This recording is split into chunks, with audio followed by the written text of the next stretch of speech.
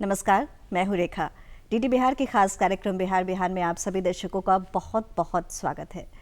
दोस्तों, एक नई सुबह की शुरुआत हो चुकी है और हर सुबह की तरह अपने विशेष मेहमान के साथ इस कार्यक्रम में हम उपस्थित हो चुके हैं।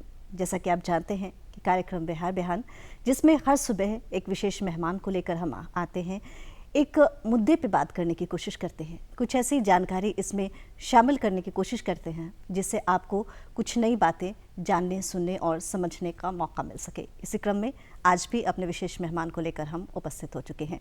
लेकिन जैसा कि आपको पता है कि कार्यक्रम की शुरुआत में हर सुबह महापुरुषों द्वारा कही गई चंद बातें हम अनमोल वचन के माध्यम से आपको दिखाते हैं, आपको बताते हैं। तो आइए नज़र डालते हैं और ये देखते हैं कि क्या है आज का अनमोल वचन।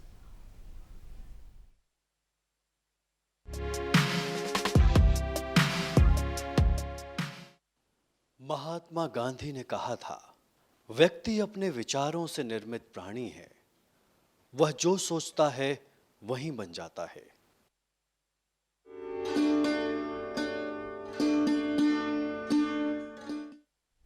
आज हमने अपने स्टूडियो में आमंत्रित किया है, हमारे बीच विशेष मेहमान के तौर पर आमंत्रित है विनोद कुमार मंगलम जी। आप प्रोफेसर हैं हिंदी विभाग, पाटलिपुत्र विश्वविद्यालय से। नमस्कार विनोद जी, बहुत बहुत स्वागत है आपका। बहुत सारी बातें हम करेंगे, किस तरीके से आंदोलन का जो इतिहास रहा है, इन तमाम विषयों पर तो हम चर्चा करेंगे ताकि आज का जो यूथ है वो जान सके। लेकिन चाहूँगी कि सबसे पहला सवाल जो मेरा है आपसे वो सर, कि भारत छोड़ो आंदोलन की जो भूमिका रही है, इसकी जो महत्ता रही है, इसका जो स्वरूप रहा है, इसके विषय में आप विस्तार से चर्चा करें ताकि जो देख रहे हैं इस कार्यक्रम को वो जान पाए कि भारत छोड़ो आंदोलन क्या था, किस तरीके से इसका योगदान रहा है, किस तरीके से नारे दिए गए, किस तरीके से उस समय का माहौल था। तमाम विषय पर मैं चाहूँगी कि आप विस्तार से प्रकाश डालें। देखिए रेखा जी, सबसे पहले तो मैं बिहार वासियों को अगस्त क्रांति की शुभकामना देता हूँ।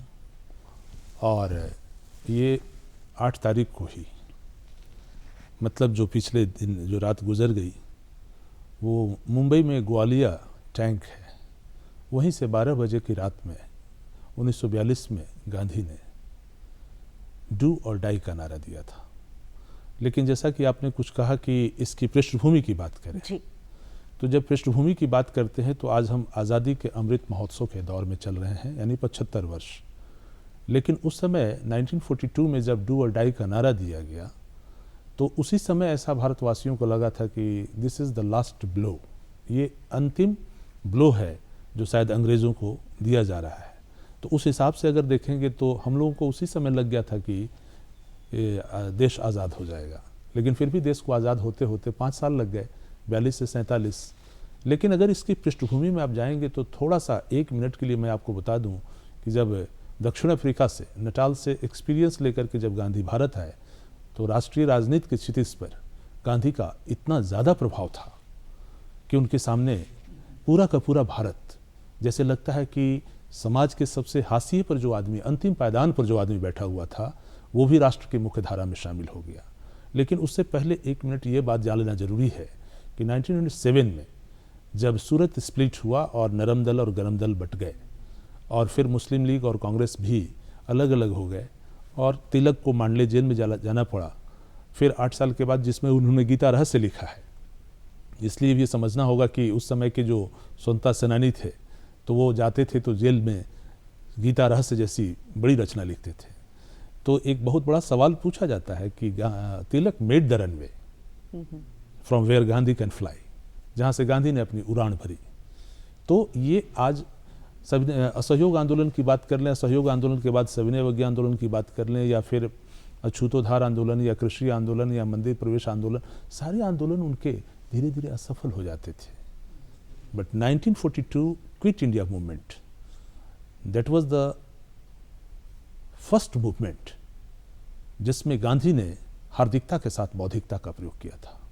कई लोगों ने सवाल उठा दिया कि डाई कह करके क्या आपने वायलेंस को कुछ ऐसा नहीं कह दिया? तब गांधी ने समझाया था कि नहीं, हमने मारने की बात नहीं की है, हमने मरने की बात की है। मारना वायलेंस हो सकता है लेकिन मरना वायलेंस नहीं है। गांधी ने यही कहा था कि अगर अपने दायित्वों का निर्वहन करते करते तुम्हें अपने प्राणों की भी आहुति देनी पड़े तो तुम इसके लिए भी तैयार रहो। इसके पहले होता ये था कि गांधी के आंदोलन जो होते थे असफल क्यों हो जाते थे? या तो वो भूमिगत हो जाते थे, नहीं तो फिर वो गिरफ्तार हो जाते थे और पूरा का पूरा देश हताश हो जाता था। इसके पहले सारे के सारे आंदोलन आप ले लें, लेकिन this movement was the first movement. लेकिन यहीं पर आपको बता दें कि जो काम साहित्य में आज से 10 साल पहले हो गया, 1932 में जयशंकर प्रसाद ने या फिर निराला ने जो बातें पहले कह दी थी, गांधी ने वही 10 साल के बाद 1942 में, मतलब हार्दिकता के साथ बौद्धिकता को मिलाया कि अगर मैं गिरफ्तार हो भी जाऊं तो उस समय आप नेता हो, in that very time you are the leader. मैं चाहूंगी कि थोड़ी सी बातचीत आप जरूर करें। यदि हम स्वतंत्रता संग्राम के आंदोलनों में बिहार की भूमिका की चर्चा करें, बिहार के योगदान की चर्चा करें, तो क्या कुछ कहना चाहेंगे आप? देखिए 1757, 1857 और 1947, these 3 dates are very important। 1757 में प्लासी का युद्ध हुआ, रॉबर्ट क्लाइव ने सिराजुद्दौला को हराया बंगाल को, और उसके 100 साल के बाद 1857 में, जिसको सिपाही म्यूटिनी कहते हैं या फिर सिपाही विद्रोह कहते हैं या फिर स्वतंत्रता संग्राम का प्रथम आंदोलन कहते हैं, उसके ठीक 100 साल बाद, जिसमें आप बाबू कुंवर सिंह की बात करते हैं, लक्ष्मीबाई की बात करते हैं, नाना साहब तात्या टोपे वगैरह की बात करते हैं, उस समय बहुत सारे ऐसे लोग थे। अब एक बात समझने की ज़रूरत है कि इतिहास को दोबारा लिखने की बात की जा रही है। उसमें बहुत सारे स्कूल्स हैं, जैसे सबाल्टर्न स्कूल है या फिर नेशनलिस्ट स्कूल है या इम्पीरियलिस्ट स्कूल है, और फिर 1947 उसके 90 साल के बाद। तो एक बात को समझ लेने की ज़रूरत है कि बिहार में ख़ास करके 1942 में जब पैरेलल गवर्नमेंट की स्थापना हुई, जैसे सतारा में या उड़ीसा में, तो उस समय बिहार में भी कई जगहों पर ये ट्राई कलर को फहराया गया, जैसे गया में फहराया गया, या फिर और भी जो मिथिलांचल के इलाके हैं वहाँ भी। तो इस बात को समझना होगा कि 1942 में ही भारतवासियों को ऐसा लग गया था या देशवासियों को ऐसा लग गया था कि आज़ादी मिल गई, क्योंकि गांधी का ये सबसे बड़ा आंदोलन था, अंग्रेजों भारत छोड़ो। That was the quit India movement, जिसको बहुत विस्तार से हम समझते हैं कि हिंदुस्तानियों को ये फ़ख्र की बात है और बिहारवासियों को भी इस बात की फ़ख्र की बात है। लेकिन हम हमेशा इस बात को कहते हैं कि जो चीज़ें साहित्य में पहले घटित हो जाती हैं वो राजनीति में बाद में घटित होती हैं।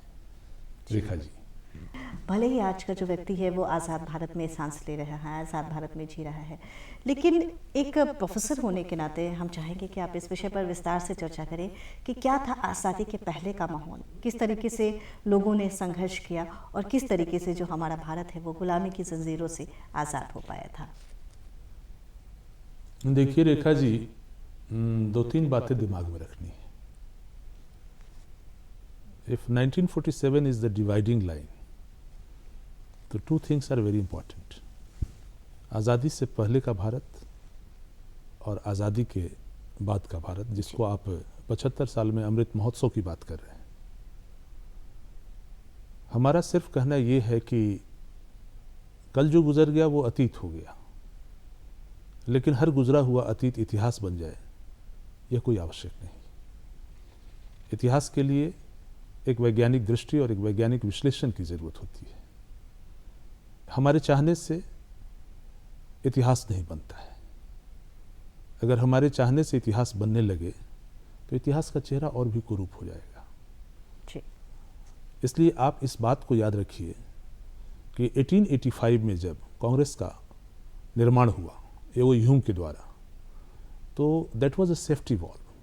वो 1885 में जब कांग्रेस को अंग्रेज़ों ने एक प्लेटफॉर्म दिया अपनी बातों को कहने के लिए, तो वहीं से फिर 1885 से ये बातें और ज़्यादा प्रभावित होने लगी, आगे बढ़ने लगी, अपनी बातों को कहने लगे लोग।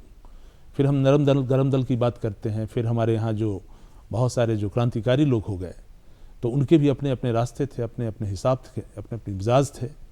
सब आदमी को कहने का, जैसे अब मान लीजिए कि नरम दल की बात करते हैं तो 3 P's की बात करते हैं, पिटीशन, प्रेयर और प्रोटेस्ट की बात करते हैं, वे अपने अर्जी देते थे जी। लेकिन उसी में आप जैसे तिलक के योगदान को आप नहीं भूल सकते हैं, बिपिन चंद्र पाल के, लाजपत राय के, ये सब के योगदान को आप नहीं भुलाया जा सकता है। फिर भगत सिंह, चंद्रशेखर आज़ाद, लोगों के योगदान को आप नहीं भूल सकते हैं। तो इस तरह से देश चलता रहा। लेकिन टर्निंग पॉइंट तब आया जब गांधी का आगमन हुआ, क्योंकि तिलक ने तो कुछ ही खास क्षेत्रों में देश को होम रूल मूवमेंट के माध्यम से या फिर एनी बेसेंट के माध्यम से, तो पूरे देश में इन लोगों ने उस तरह की बातें नहीं की थी। लेकिन गांधी जब आए, लेकिन गांधी के बारे में कहा जाता है कि गांधी चले जिस ओर कोटि पग चले उसी ओर। आज गांधी के बारे में सिर्फ देखिए कि गांधी ने 3 बातों की बात की थी, बुरा मत देखो, बुरा मत सुनो और बुरा मत कहो। ये सिर्फ सोचने की छोटी सी बात है। लेकिन बाद के दिनों में नागार्जुन को मैं पढ़ता हूँ तो नागार्जुन ने कहा कि गांधी के भी ताऊ निकले, सारे बंदर बापू के। अच्छा।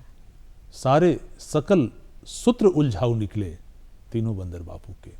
तो ये एक बात 1947 में एक लक्ष्य था, और लक्ष्य जितना बड़ा होता है, देखिए कि जीवन में आपके व्यक्तित्व में एक अजीब सी खुशबू होगी, अजीब सी सुरभि होगी। आज़ादी से पहले लोगों का लक्ष्य था आज़ादी प्राप्त करना। जब हम देश आज़ाद हो गया तो वो बड़ा लक्ष्य नहीं रहा। आज आज़ादी के बाद 75 वर्षों में जिस तरह से हर क्षेत्र में, चाहे वो नैतिक मूल्यों की बात हो, चाहे फिर बहुत तरह की बातें हैं, लेकिन हम आज़ादी के अमृत महोत्सव मना रहे हैं, इससे बड़ी और क्या बात हो सकती है जी। आज़ाद हिंदुस्तान में। इसलिए ये कहना, हर ज़माने की अपनी अपनी परिस्थितियाँ होती हैं रेखा जी।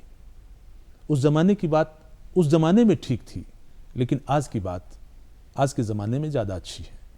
इसलिए मुझे लगता है कि we are marching to better tomorrow. हम सुनहरे कल की ओर बढ़ रहे हैं, और हमेशा हम गुर्बत और गरीबी का रोना नहीं रो सकते, क्योंकि संसाधन कभी भी हमारे अनुकूल नहीं होते।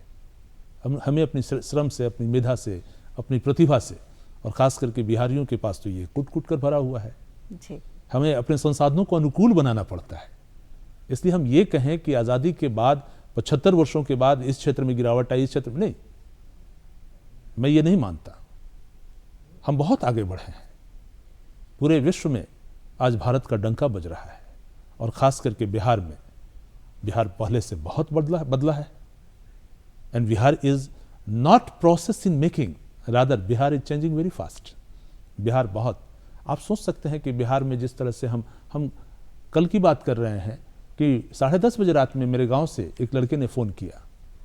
हमने कहा कि मैं अल्बैर कामू को पढ़ रहा हूं, जो फ्रांसीसी एक लेखक है, उसने नोबेल लॉरिएट था वो।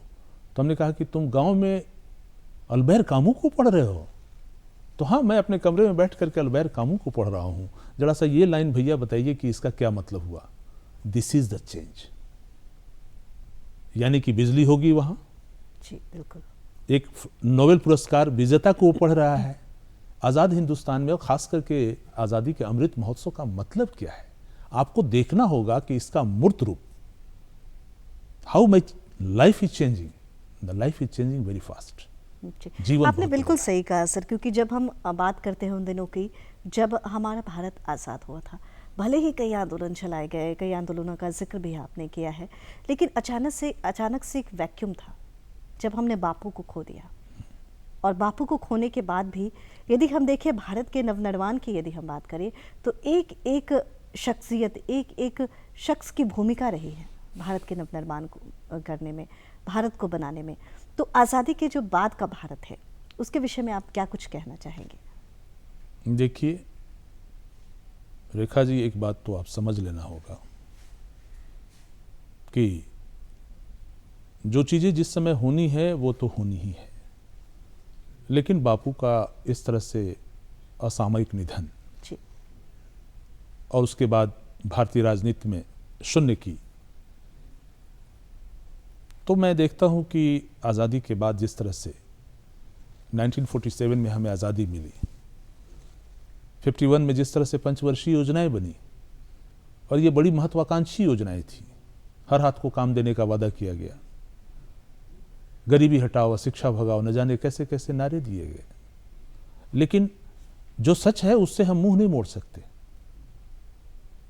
लेकिन आज़ादी के 20 वर्षों के बाद भी जब कुछ हमें हासिल नहीं हो सका, तो यही विजय देव नारायण शाही ने क्या लिखा कि 20 वर्ष हो गए भर में उपदेश में, एक पूरी पीढ़ी पली पुसी क्लेश में, और बेगानी हो गई अपने ही देश में। क्या बात है।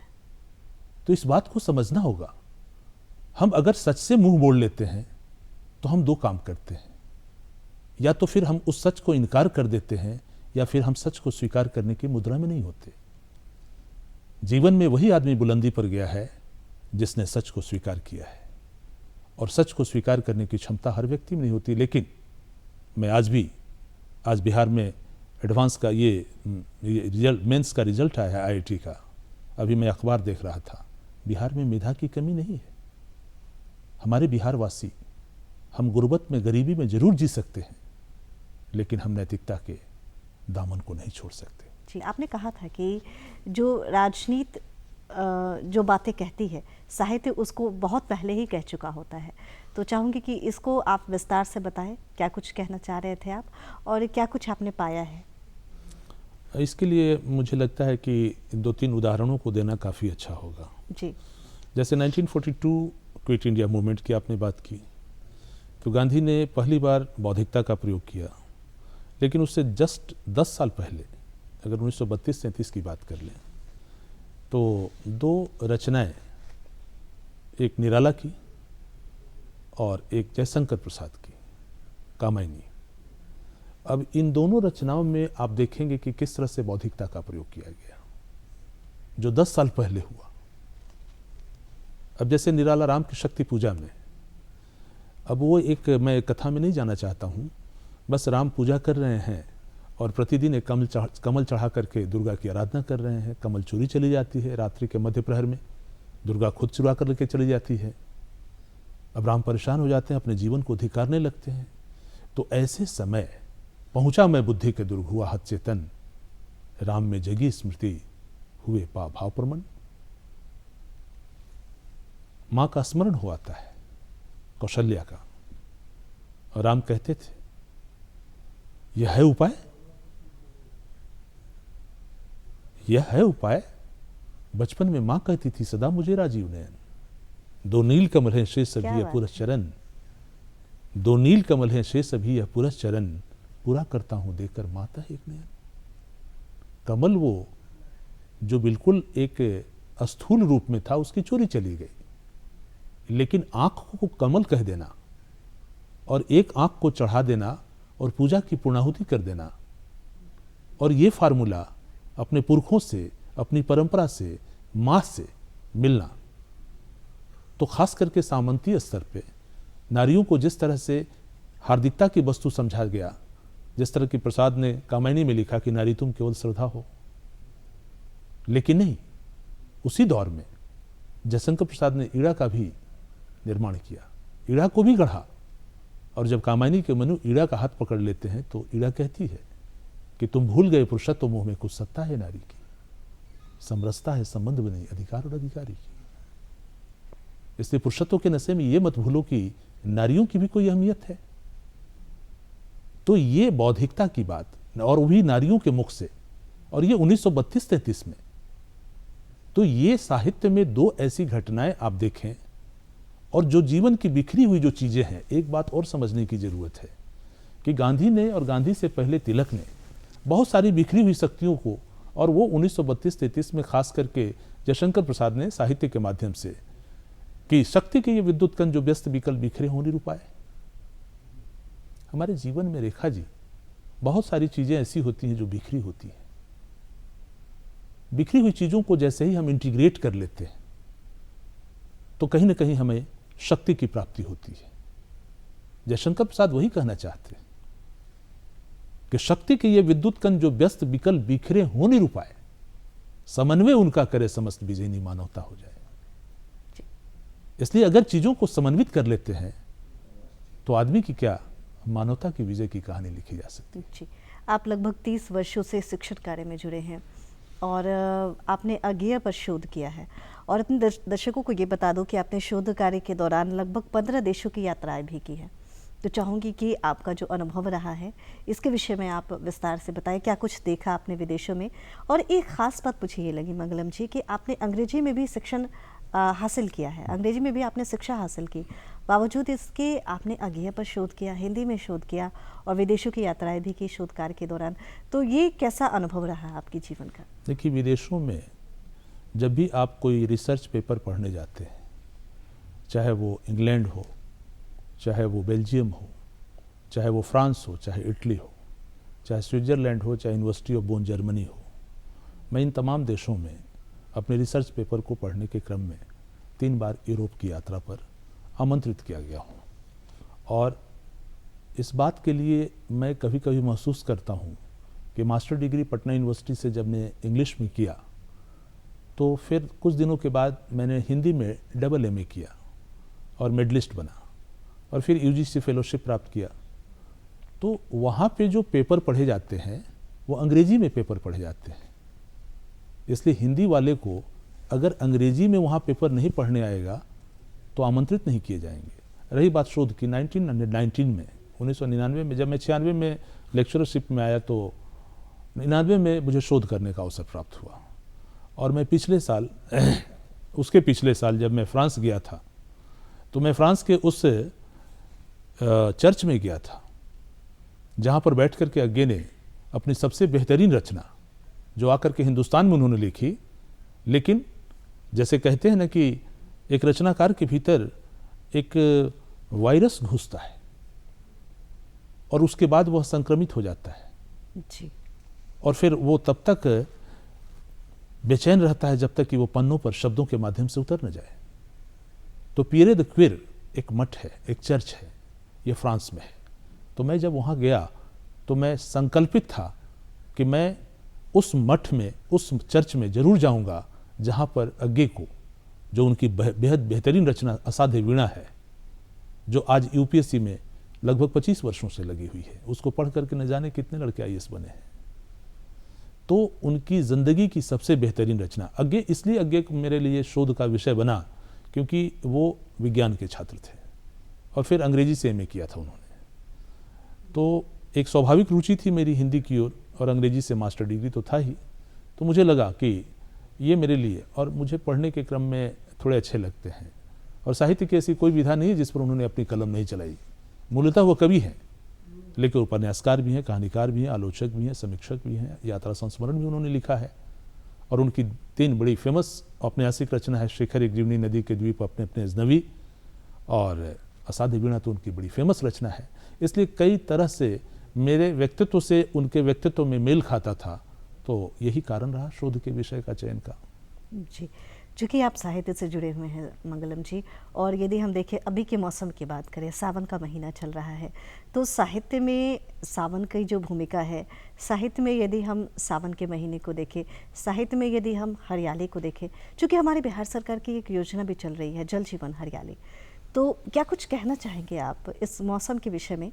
कुछ रेखा जी, जिस दिन मैंने अपने माननीय मुख्यमंत्री से और बिहार से ये जल जीवन हरियाली जैसे स्लोगन को सुना, तो मुझे लगा कि ये भारतीय वाङ्मय और भारतीय दर्शन में ये कुछ उसी तरह से है जैसे सत्यम, शिवम, सुंदरम।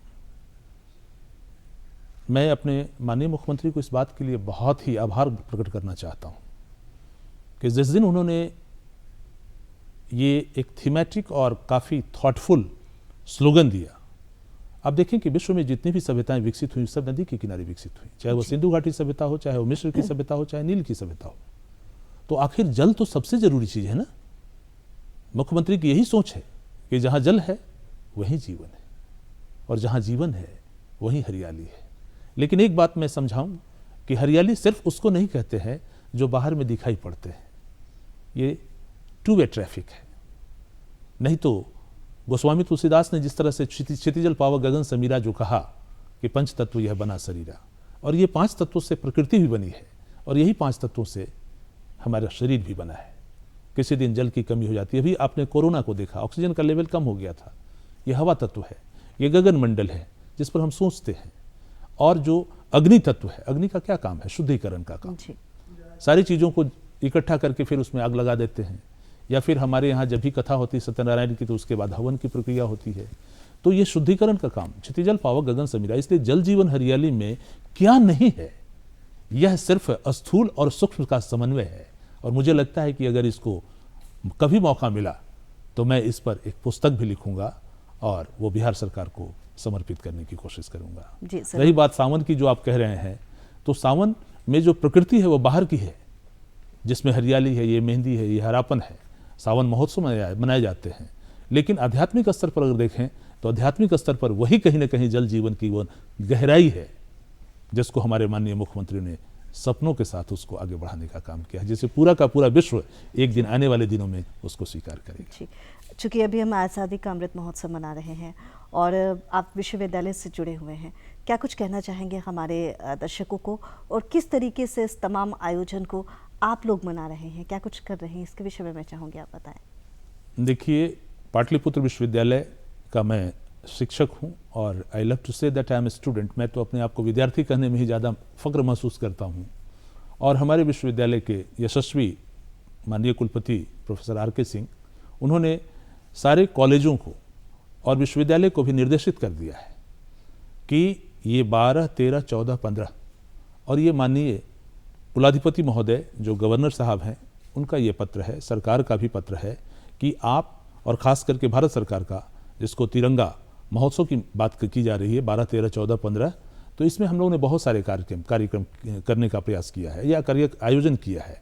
जैसे संगोष्ठी और भाषण प्रतियोगिता होगी, उसके बाद रंगोली पेंटिंग होगी और फिर उसके बाद क्विज प्रतियोगिता होगी। तिरंगा का एक अभियान ही चलेगा एनएसएस और एनसीसी के बच्चों के द्वारा, और पूरे विश्वविद्यालय में ये लगभग 3-4 दिनों तक ऐसा लगेगा जैसे कि पूरा का पूरा विश्वविद्यालय, पूरे के पूरे छात्र और युवा, खास करके लड़कियां, बहुत इसमें आगे बढ़ चढ़ करके हिस्सा ले रही हैं। इसलिए मुझे लगता है कि बिहार बहुत बदल रहा है और Bihar is changing very fast. मैं बिहार के मुख्यमंत्री को इस बात के लिए आभार प्रकट करता हूँ। जी, और हम आपका आभार प्रकट करते हैं कि आपने अपना समय निकाला, बिहार बिहान के स्टूडियो में आए, दर्शकों से जुड़े और इतनी सारी बातें आपने की। भारत छोड़ो आंदोलन के विषय में आपने बताया किस तरीके से इतिहास में इसकी भूमिका रही है, इतिहास में क्या कुछ हुआ, इन तमाम विषयों पर आपने चर्चा की। जल जीवन हरियाली पे चर्चा की, सावन पर चर्चा की, और बहुत बहुत शुभकामना आपको देना चाहूँगी कि आप ज़रूर पुस्तक लिखें जिससे इसके विषय में विस्तार से जो हमारे विद्यार्थी हैं वो भी जान पाएँ, क्योंकि किताबें जो होती हैं वो भविष्य का आईना होती है। भविष्य को लोग जान पाते हैं, पढ़ पाते हैं कि उस दौर में, उस काल में क्या कुछ हुआ था। बहुत बहुत शुक्रिया सर यहाँ आने के लिए। धन्यवाद। तो दर्शकों, आप देख रहे थे ये विशेष बातचीत जो हम कर रहे थे विनोद कुमार मंगलम जी से। कैसी लगी आपको हमारी आज की ये बातचीत और कैसा लगता है कार्यक्रम बिहार बिहान? इस कार्यक्रम के विषय में आप अपनी राय देना चाहते हैं, प्रतिक्रिया भेजना चाहते हैं तो ज़रूर लिख भेजिए, नोट कर लीजिए हमारा पता है निदेशक डीडी बिहार, दूरदर्शन केंद्र Patna, Fraser road Patna 800001। Email address है director dd के patna@gmail.com।